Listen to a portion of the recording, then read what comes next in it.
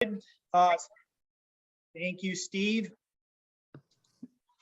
So just to bring everybody up to date, I sent out the agenda last week, and this is kind of a short agenda because I know everybody's time's precious.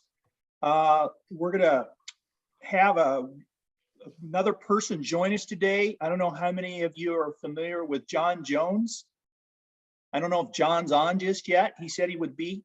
John is going to do a presentation next month talking about how he's conducted Lyme incubation studies and generated Lyme recommendations data. I think this dovetails right into what Luke Gatiboni is talking to us today about.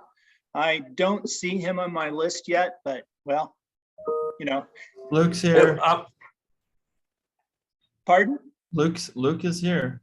Yeah, Luke's here. No, but John Jones. John's John's yep, I'm here. John's there? Very good. I'm sorry, my screen, you guys go off my screen here. So thanks, John, for joining us today. So John's new to our group. So John, could you just give a very thin bio about yourself? Sure, thanks, Bob. So the work Bob was talking about was part of my master's and PhD work at Iowa State. So we were looking at a few different things about the recommendations that I kind of caught when I came on. Luke was talking about were there, we didn't know why, and we wanted to investigate. I'm in Madison, Wisconsin at UW in the soil science department. Staff academic researcher, so I cover in soil fertility nutrient management. So anything related to PK, Lyme, micros, and a little bit of nitrogen projects on alternative forage crops. Very good. Thank you very much for that, John. So the way we're going to work the rest of the agenda today, we're going to jump right in right now and get Luke started on his presentation on soil acidity. Then I have a few comments at the end, and we'll go from there. So I'm going to hand the ball over to Luke. You got your sharing up, right, Luke? Yeah. Okay. Are you seeing right in presentation mode? Yes. Everybody see it? Yes. Okay. Okay. And so this presentation, Bob asked me to do a basic presentation about soil acidity. And during this presentation, we will talk about the causes of soil acidity, and I will talk about the 10 causes, the most common causes of soil acidity, the 2 components, and the 6 consequences that I can list of the bad consequences of soil acidity. And so I don't think we'll have too much time. This is it's a long class when I have soil fertility with my students, and I'm trying to condense this in a quick presentation. And so I'll move fast, and we can discuss in the end if you have any questions. And the first thing, when you are talking about soil acidity, we are talking about hydrogen. We are talking, the acidity is always hydrogen. And we have 2 compartments in the soil that we can have the hydrogens. We have the active acidity that you can measure in the soil with the pH, and it's located in the soil solution. And we have those hydrogens that we have in the CEC, in the solid phase of the soil. And these hydrogens are buffering the bulk solution. And but sometimes when we have the pH is very low, we have another component of this acidity that we can consider the aluminum as also a component of soil acidity, because this aluminum will go to the bulk solution, will react with water, and will generate more hydrogen. And so if you have a really acid soil, aluminum could be considered as a component of the acidity. And we will talk about aluminum in this presentation later in this presentation. And the first thing, the soil acidity or the soil acidification is a natural process. It's a natural process, and you can see this guy. I like to present this slide because this guy got ground rock from the bedrock and got the topsoil in different sites, different types of parent materials, and he measured the pH, calcium, magnesium, potassium, and aluminum in the rock and in the topsoil. And you can see that during the weathering process in the soil formation, the pH will drop in all the soils. The calcium, magnesium, and potassium will drop in all the soils because we lose these elements with time, and the aluminum percentage will increase. It means that this is a natural process that is occurring in the soil, that we are increasing aluminum and hydrogen, and we are decreasing these other cations during the soil formation. And all of this is related to acidity. Talking about the causes of acidity, and I told you that I will mention about 10 different causes of acidity. We'll start with the CO2 in the rainwater. We have the CO2 in the atmosphere, and this CO2 will react with the rainwater, and we have this equilibrium, chemical equilibrium, and we can form a little bit of carbonic acid in the rainwater. And this carbonic acid also has another equilibrium that will split in a little bit of bicarbonate and hydrogens. And so when we think about the rainwater, it's common to have the pH of the rainwater is a little bit acidic because we have a little bit of hydrogen in the water coming from this process, this chemical equilibrium process. The same will occur in the soil atmosphere. We have air inside the soil and we have CO2. This CO2 comes from the respiration of plant and organisms. It comes from the organic matter decomposition, reaction of some fertilizer. All of these and other things can produce some CO2 in the soil atmosphere. And we have exactly the same reaction in the soil atmosphere that we have in the rainwater. And so again, we can produce some hydrogen in this process. But the amount of hydrogen is very small in this equilibrium because the carbonic acid is a weak acid. The next thing is cation leaching. And cation leaching is tricky because cation leaching is a consequence of the soil acidification, but is also a cause of soil acidification. What drives the cation leaching? The cation leaching is when we have calcium, magnesium, and potassium, and also sodium, of course. But I will focusing on in our elements that are important for plants. We have calcium, magnesium, and potassium that can be leached from the soil solution if you have a lot of water, if you have more precipitation than evapotranspiration. So you can see in these regions of the United States where we have these, the rainfall is higher than the evapotranspiration, we can have a movement of water downwards in the soil profile. And so we can move calcium, magnesium, and potassium. And the interesting thing is that this calcium, magnesium, and potassium, they are not moving alone. They can move in ion pairs with bicarbonate. And the ion pairs is just because you have this guy that is a cation, we have this anion in the solution, and they will be attracted by each other. It's not a chemical bond, but they are just attracted. It will decrease the activity of these elements, and so it will be easy for them to go down in the profile, the soil profile. And why I consider this a cause of soil acidity? I consider this also a cause of soil acidity because when I'm moving this bicarbonate from the soil, I'm decreasing the concentration of bicarbonate in the bulk solution.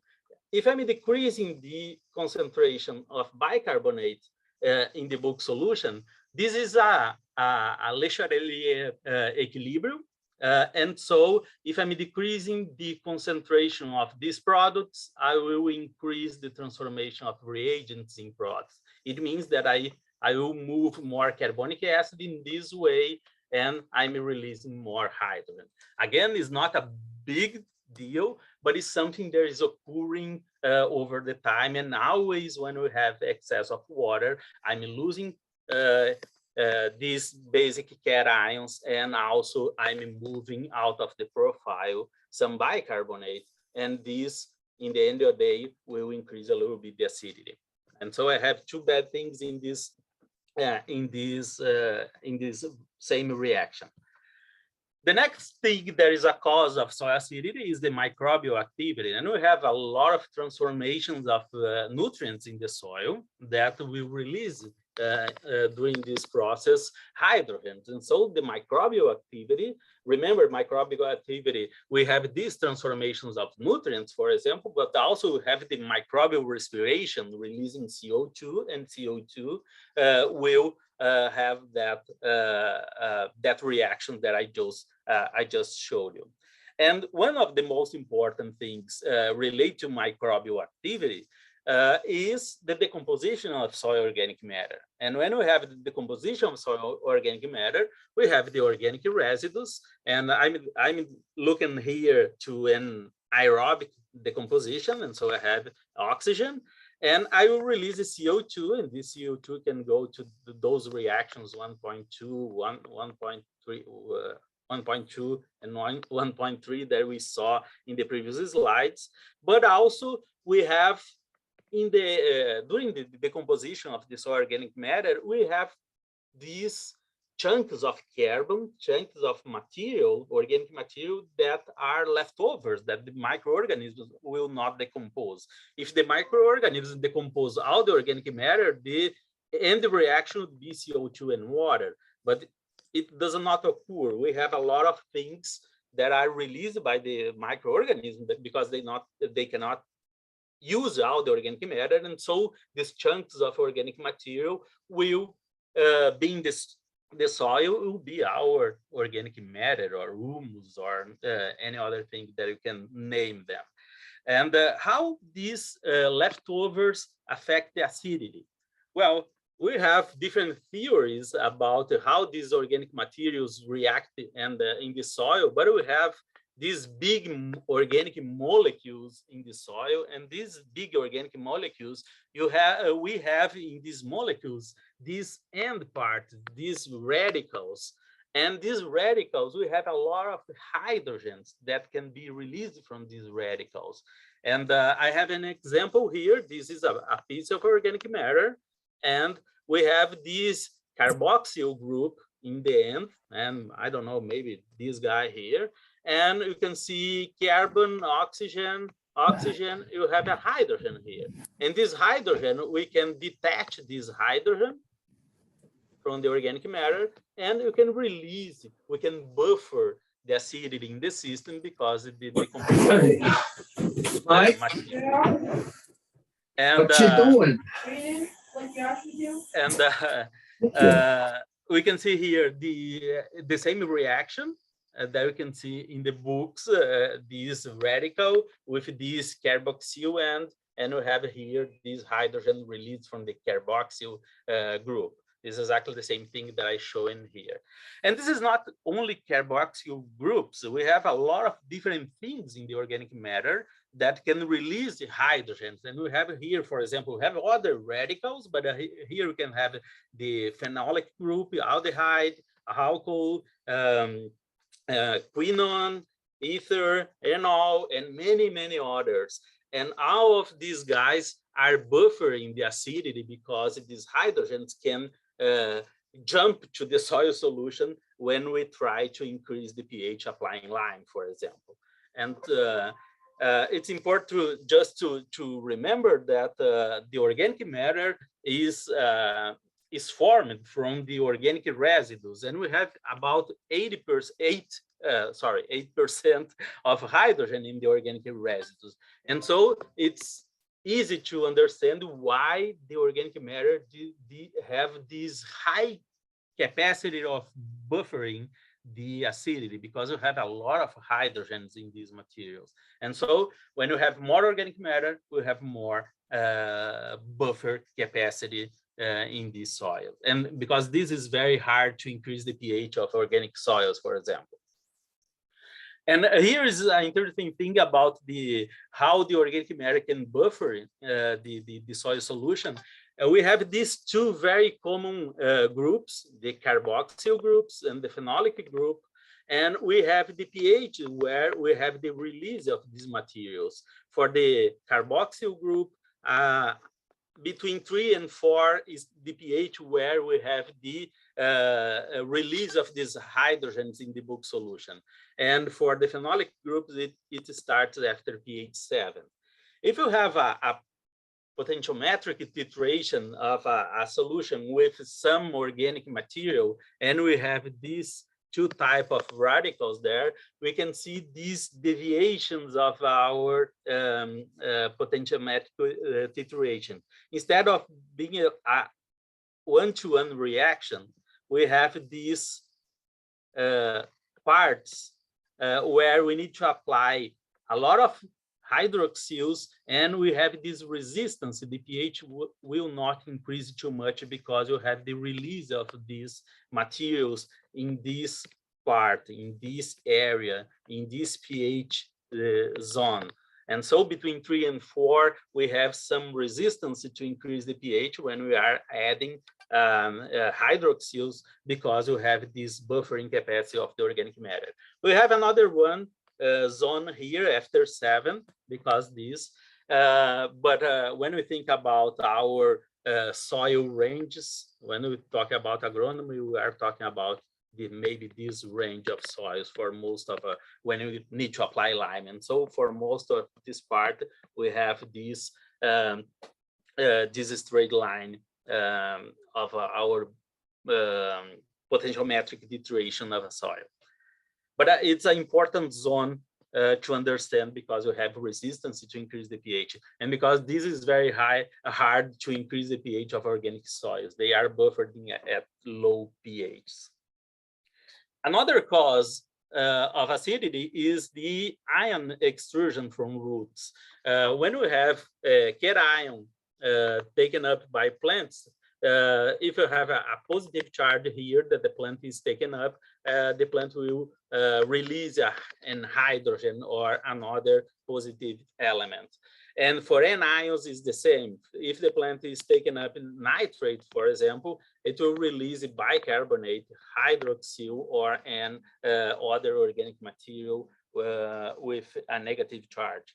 The interesting thing is that when we have legumes, the legumes will not take up nitrate if they have the biological fixation of nitrogen. And so for legumes, it's as they do not take up anions too much as other plants, they do not release a lot of hydroxyls or bicarbonate. And so it's common to have acidic rhizospheres for legumes, and it's another component, another cause of soil acidification. Another component is acid rain, and acid rain occurs when we have components, nitrogen and sulfur components in the atmosphere related especially to volcanic activity or fossil fuel burning, pollution, air pollution in general, and these will generate acid rain. And we can burn plants, or we can have these ghost forests. Ghost forests can be provoked by acid rain, or also by salty soils, for example. And this is another cause of acidification. And we have only two, the last two, and for me is the most important two. And now I will talk about the cracking. The cracking of soil acidity is the aluminum hydrolysis, and the hydrolysis of aluminum is a very important cause, especially when we have a very low pH. When the pH is below 5.5, we start to have this aluminum hydrolysis, and I show you how it works. We have hydrogens in the bulk solution, and this hydrogen, because hydrogen is it's just a proton, sorry. It's a very small cation. this hydrogen, when you increase the concentration, or it means when the pH start to drop, these hydrogens will start to move to the CEC, will be attracted by the charges, the negative charges, and they will start to populate this part of our clays, in the edge of the clays, because hydrogen is a very small cation, and so they can just move very fast and attach to the soil particles. The problem is that the hydrogen does not stop in this edge of the clays, because hydrogen is very small. Hydrogen start to invade the clays, especially starting in the interlayer of 2-to-1 clays, but it also occurs in other type of clays, and the hydrogens start to invade the inside part of our clays, and in the inside part of our clays we have aluminum in the octahedrons of those clays, and when the hydrogens start to degrade these clays, we start to push aluminum to the bulk solution. And aluminum in the bulk solution will have this reaction. Aluminum in the bulk solution will react with water and will precipitate aluminum as an hydroxide, and I will release 3 hydrogens for each aluminum that I have. And so this is the bad thing about aluminum, because when aluminum comes to the bulk solution, aluminum will release a lot of acidity. And this acidity will go back to the clay and will release more hydrogens, more aluminum, sorry, and we start to have this process that is increasing a lot the acidity. And so when we start to release the aluminum in the bulk solution, the acidity will increase very fast, because this reaction of aluminum in the bulk solution. And we can see here, this is the equilibrium of the different forms of aluminum in water. And we can see that all of these transformations will occur in pHs below 5.7, but especially in this range of 5 up to 5.5. In this range of pH, we have a lot of transformations. These forms of aluminum will start to occur. And so when we think about the soil with aluminum, we have another buffering zone in soils in this range between 5 and 5.5. It means that if I'm starting to add hydroxyl in my soil, or I'm using lime, for example, we have resistance to increase the pH when we are in this range of 5 to 5.5, because we have a lot of things going on with aluminum in this pH range. And so this is another thing related to aluminum. And so when we think about the organic matter, remember that we have the buffer, the organic matter buffering at low pH, then we have aluminum buffering at 5.5. When you put these two things together in only one graph, we can see that we have this part that it's predictable that it's the equation. We can use a linear equation to predict the amount of lime or hydroxyl that I need to neutralize acidity. But when I have pHs below 5.5, we have this deviation because we have this buffering capacity of the soil. And so when we are in this area, we need to apply more lime because you have the buffering of aluminum and the organic matter in these low pHs. And I remember from our last presentation, Frank showed that we need to, I think it was the aluminum buffering from the Shoemaker dissertation, I think, that is exactly this region where we have aluminum buffering our pH. It's a very interesting thing. And the last cause of acidification is the fertilizer with the acid reaction. And so I told you that the last two are the worst causes of acidification. The first one is the aluminum, and the second one that is very hard is the fertilizer, especially nitrogen fertilizer. We have this capacity of releasing hydrogen. And when we think about agriculture, in the United States, where I don't think we have most of our soils, we use lime in a regular basis, and so aluminum is not a problem in most of the cases. And so this is the biggest cause of reacidification in our soils, the use of fertilizers. I'm coming from a different mindset. I'm coming from a tropical soil, a tropical region, and for us, aluminum is the worst problem. All our soil reports, we have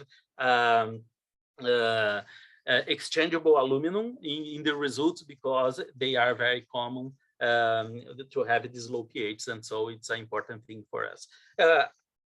When we come from, for example, when I came to North Carolina and I look at soil test report, where is aluminum?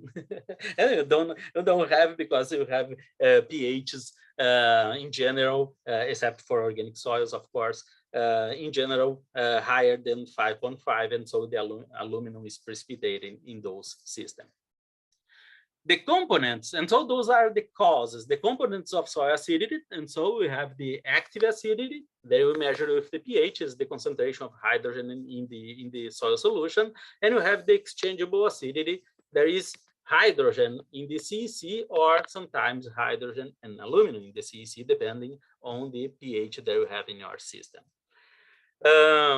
And you can see here for some North Carolina soils, we have here some soils that are mineral soils and organic soils. You can see that in mineral soils, aluminum is the most a main component of the exchangeable acidity, while in organic soils, the hydrogen from the organic matter is the main component of the acidity. And this is some results from tropical soils, and I like to show this just to debunk some problems with the activity and acidity. I have here 5 soils with the same pH, but with very different lime requirements, from 1.8 tons, metric tons per hectare, up to 18 tons. And what is driving this? What is driving this is the amount of aluminum and the amount of hydrogen that we have in these soils. Even with the same pH, they have very different exchangeable acidities. Okay, the last part is consequences of soil acidity. And the first consequence, of course, if you have a pH below 5.5, is the aluminum toxicity. And you can see the deformation, the monstrosity that we can produce when we have aluminum in the bulk solution. Here is a healthy root, and here is a root with aluminum. And I always show to my students in soil fertility, I make these with solutions with different concentration of aluminum, and I show them just to scare them about acidification and the effects on, for example, in barley, corn, wheat, soybeans. Every semester I do the different plants to show them these effects. And what is the problem with aluminum? The problem is that we have in the microfibrils, in the cell walls, we have these calcium bridges that makes all these things together in the cell wall, and the aluminum will replace calcium here in these spots, and we started to have the deformation of these cell walls because aluminum is replacing calcium. And we can see that when we have higher aluminum saturation in the soil, we start to drop the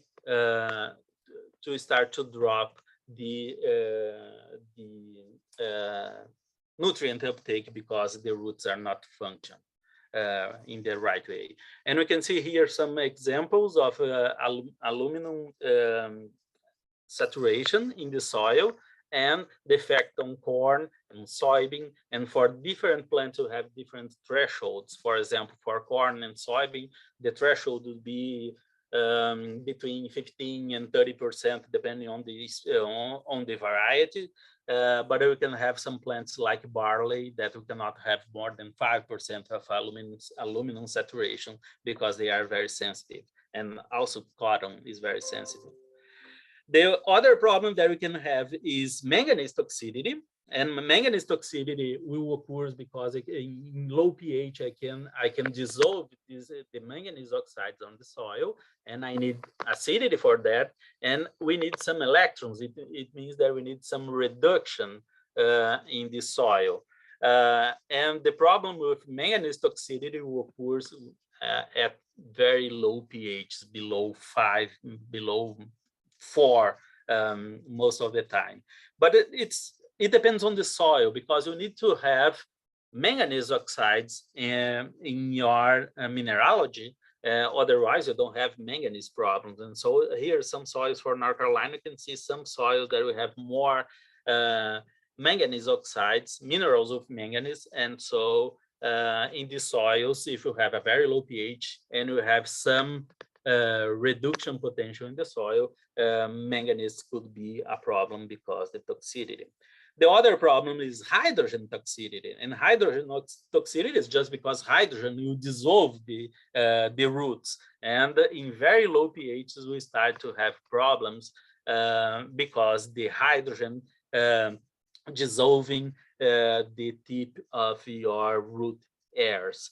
And when you put all these guys in the same graph, we imagine that the aluminum is the first problem. We will start at 5.5. Manganese will start about pH 4, and hydrogen problems will start at very low pH, like 3 or less. And of course, all of these depend on the plant species. Some species can hold very low pH without any problem. So it depends on the tolerance of each plant to these toxicity problems. The next problem that we have with acidity is the leaching of cations. And remember, it's exactly the same thing that I showed you as a cause of acidity. And now I'm just putting here as a bad consequence because I'm leaching essential nutrients when you have acidification of the soil because it's leaching. And the next one is nutrient availability, and I'm sure all of you remember this figure. When we have different pHs, this range of pH, we have problems in the ends of these. For example, for nitrogen, we can have leaching of ammonium, or we can have leaching of nitrate in high pH. In phosphorus, we have fixation in low pH. We have precipitation of calcium in high pH, and so on. It means that we have a range of pH here that is we have less problems, and probably this would be the good range for our plants. We remember we don't want to have aluminum, so our threshold would be some like here until here. It would be a good range of pH. Of course, for organic soils, we don't need to have a pH higher than 5.5 because in organic soils we don't have too much aluminum. We have a lot of organic materials as the materials that are the solid components of the soil, and so it's not a big deal for organic soils. And a lot of aluminum are also complexed by the organic materials in our organic soil, and so aluminum is not free in the solution in organic soil. And the last cause of our acidification is the inhibition of microbial activity. And you can see when we have very low pH, we are decreasing the especially bacteria activity in the soil. And this is not good when you think about the how the microorganisms can help the soil function in a right way, thinking about cycling nutrients, transforming nitrogen, and processing organic materials in the soil.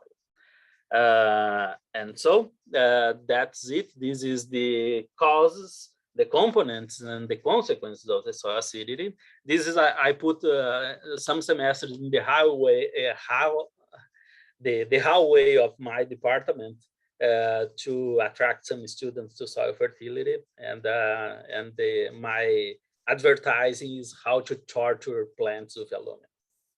And so that's it. That's my presentation, Bob. And it's back to you. Thank you. Thank you very much, Luke. Let's have some questions out there. I mean, I really appreciate the detail that you went into this on, and I have some questions, but I'm going to throw it out to the rest of the group first. So go ahead. Anybody, questions?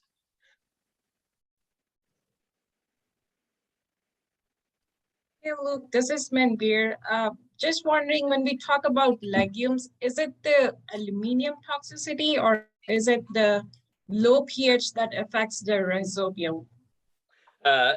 We have both things. In general, the legumes will have this rhizosphere with low pH. And it depends on how low is the pH. If the pH is lower than 5.5, we will have both problems. We have the low pH in the rhizosphere, and at the same time, we have the aluminum problem in the rhizosphere because the pH is very low. But in general, we have that very thin layer of soil around the roots that we have this low pH. And of course, it depends on the plant. We have some legumes that can hold this acidification of the rhizosphere very good because they can release some organic materials and ions that can complex this aluminum. So aluminum is there, but it's not free for the plant taking up and causing problems in the roots. And so it's just a general thing. In general, legumes are more sensitive to acidification than grasses, just because this is the acidity in the rhizosphere. More questions?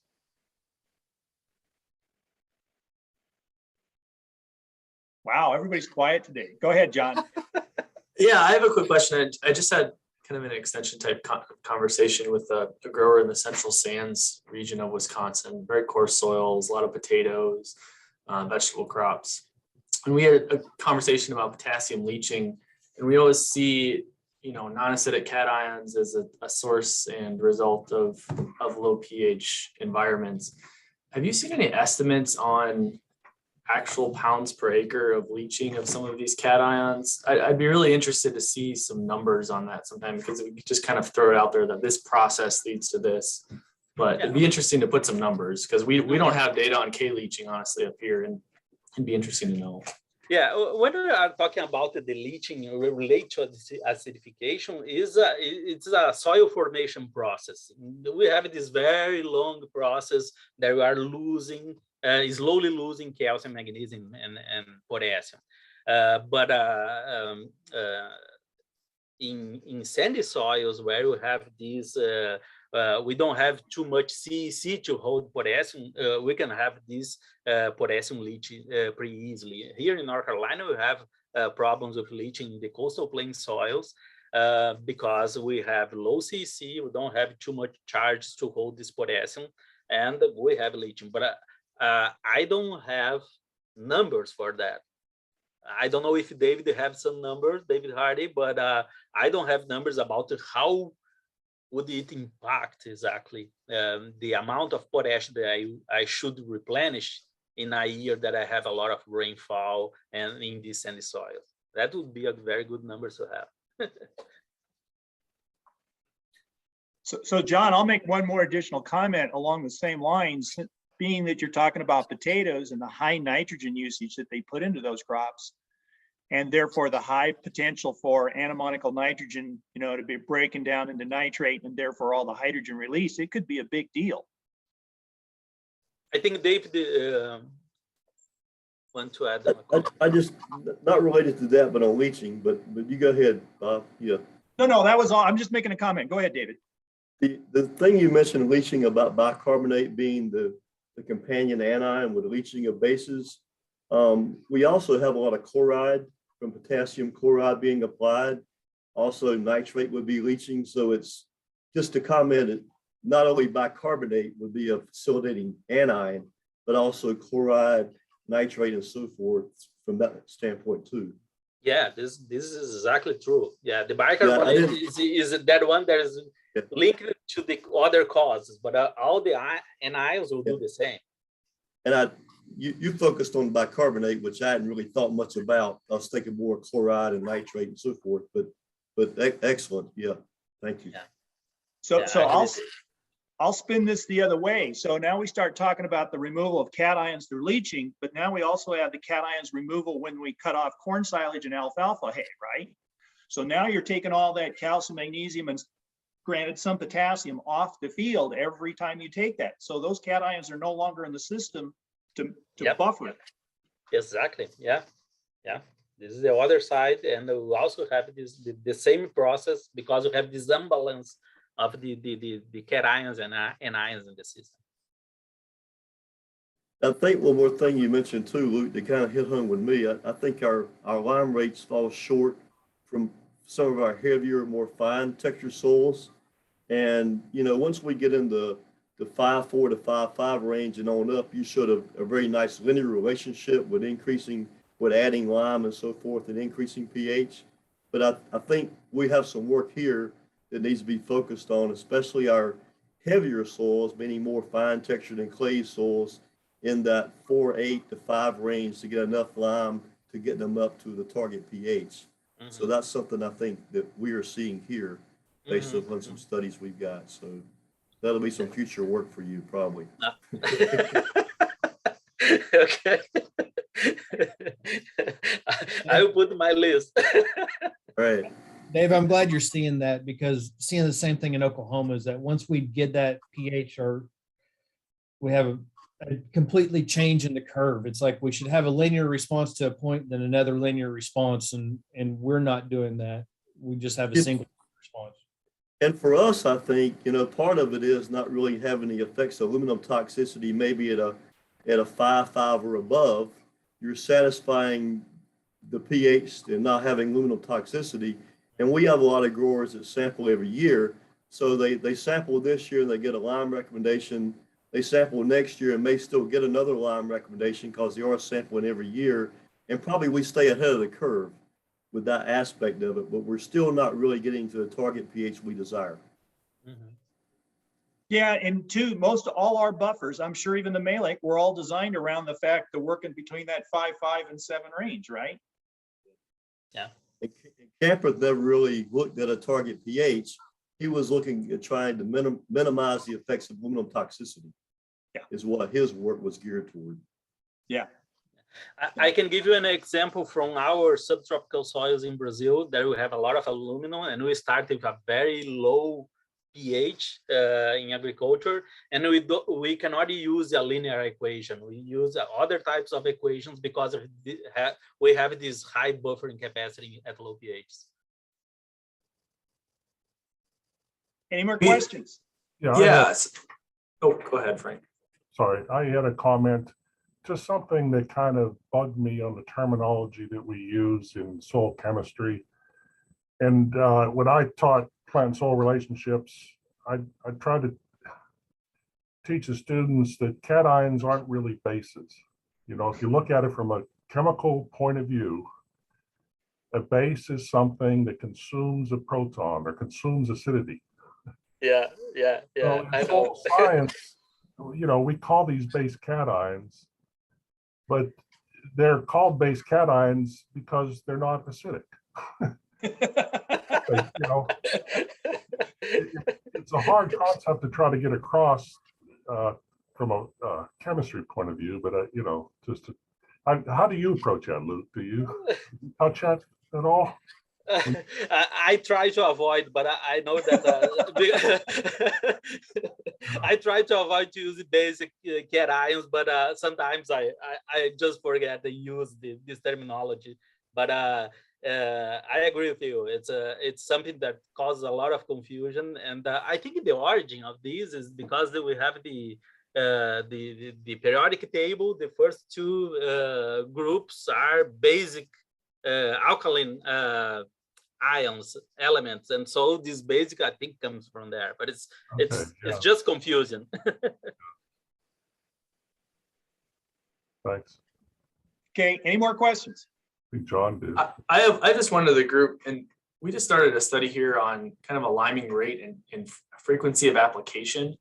And we're trying to get across that correcting the pH upfront with one application might have more value than trying to do small annual applications. And that the point of the curve before it turned linear kind of got me to thinking about that, because there was more acidity to neutralize than at a higher pH. And so we're, starting in pHs of 5.3, 5.5 essentially. I don't know, that might lend to considering that, but I'm skeptical of low 200-pound CCE applications every year as being effective as correcting it right away going forward. John, what's the rationale of low rate multiple year? That's something we wouldn't ever recommend in the Southern Plains. So I think it's You don't coming need to go, if from, you're not putting down 1,000 pounds ECCE, we say don't run it. I think it's Yeah. coming from pelleted lime cellars. That's what I was Um, thinking. Yep, and so that's what we're comparing some source product to, but I think that's trying to sell banding it in the row or something like that. It just, and then unfortunately us saying it and not having the data isn't as powerful as us having a small 2-year experiment to show the data. But John, I don't know if you've And seen it. John- So, Sorry, go Brian. Jeff Edwards, and this was Romulo Lalato, who's now at K-State. Yep. His doctoral program looked at liming, the banded pelletized lime, and they've got some beautiful post-harvest stratified, and going in, you can still find that pellet post-wheat harvest. So that picture stayed in my mind a lot. I've seen it I before, thought you had yeah. seen it, John. So I'm just saying that I use that all the time. And remember that this the neutralization of the acidity is a dynamic equilibrium. If you don't apply all the lime at the same time, you will have the soil buffering again, and you drop the pH. And so, for me, it doesn't make sense to put these small rates. Maybe the only situation that I would think about this if you are using an no-till that you don't have this lime incorporating the soil, and so a smaller rate makes sense because we are not neutralizing all the top layer of the soil. I don't know. Oh, I'm gonna bring that up because Luke said it. So how many of you guys have a no-till versus conventional till lime recommendation? Good one. Crickets. Crickets. Okay, well, that answered my question. Thanks, guys. I'll go spin back to John. My point is about the pelletized lime, 200 pounds the acre every year. That's guaranteed product sales every year. That's what it's about. But one thing I would comment about that too, with pelleted lime, you're looking at very small particles. You don't have any reserve larger particles to carry through for maybe 2 or 3 years to help, continue pH where you want it to be.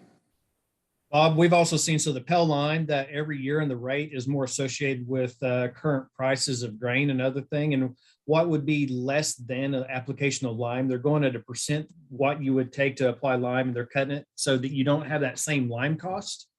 And so if lime's going to cost you $50 an acre to fix it, they're going to sell you $15 an acre product every year. There you go. And that's Guaranteed what I'll sale. bring this up. I'll bring this up next month too, but that's what we found is that on an effective CEC basis, it's the same. It's same rate as needed. So it's, they're trying to sell the product, not the analysis maybe, or something like that. There you go. That's what it's all about a lot of times, selling the product. Hi, guys, I've really enjoyed this discussion and everything. And I think we did a nice leap into the next session on May 16th, talking about what John's going to talk about in terms of incubation studies and liming. I mean, I'm sure knowing the group that we have here, we could go on for quite a while about this, but I want to kind of wrap stuff up here because it's coming up in the top of the hour. So far I have 17 results from different land grant universities on the lime recs. I've got about another 8 or 9 that I'm still waiting on, and I'll have that wrapped up and I'll circulate that out to the group as soon as I get the last ones pulled in on that. One other thing that's in the mill, for each one of our presentations, I want each one of the authors to come up with 3 or 4 papers that they think that really talks about what their focus is in terms of pH for David, buffers for what Frank Sikora talked about, what Luke talked about today. I'd like to kind of build a kind of like a miniature library that for people who don't make our sessions and we get into a topic, we can have that as a reference. The last thing, we're going to start working on the next step. The next step, once we get done with our presentations next month, is to jump in and start developing a project. And I've got a little group right now that I'm putting together to talk about that. And then I'll come back to the whole group in July and we'll go through this whole thing in terms of what I'm looking at is the full project. So, any more comments, questions, people? Excellent job, Luke. Very good. Yes, yes, Thank you, hands guys. off to Luke. Yeah, well done, Luke. Okay, well, this has been recorded, so if you want to go back and visit it again or recommend to our colleagues who haven't seen it, this is a great opportunity because I got to tell you, there was pieces I probably knew, but I didn't know the details behind it. So great job. Excellent. Okay, we'll see everybody the 16th of May, same time. That's on their schedule. So very good. Thanks, everybody. Thank you. Thank you. Everyone.